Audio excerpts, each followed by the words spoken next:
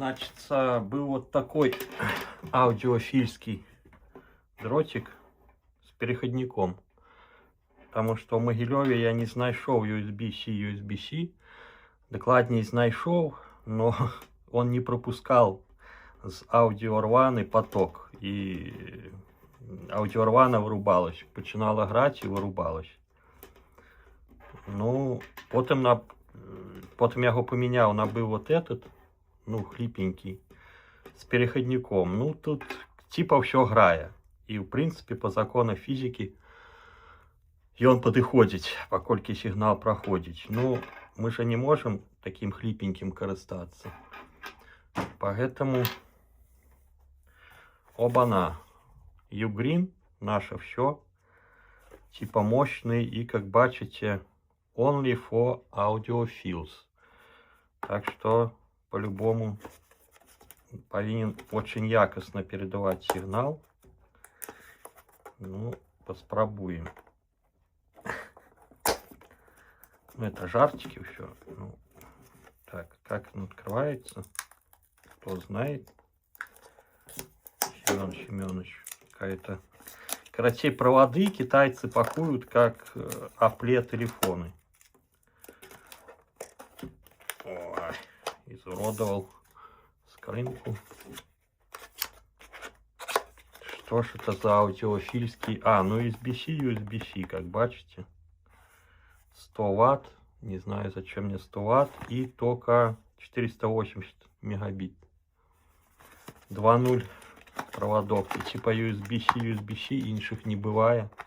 Ну, принамсі нашли только на... О, бля. Только на Wildberries. Больше нигде нема. У крамах тем больше. Вот не чули про такие.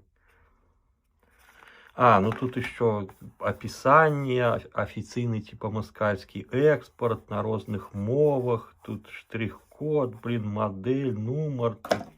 Трындец. Бачите как. Вау. My God. User instruction. Пью. И что тут у нас пишут? Франция. Deutschland, England, English. Symbol of products. EU.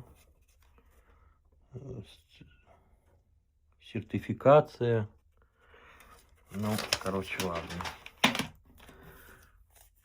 Ой, get apparel, see recycle. Ну, китайцы охренеть, конечно. Дирочка. Па-па-па-пам. Вау, ну, конечно. Ой, бля.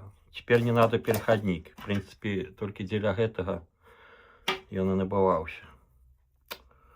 Ну что, солидняк. Солидняк. Ваши ставки. Чи впливає дрот на якость гуку? Дрот, по которой йде лічба до дака от компа. Ну, 3 метры, да, всюль будете доставать. Секси. Ну что, подключаем и слухаем Ugreen.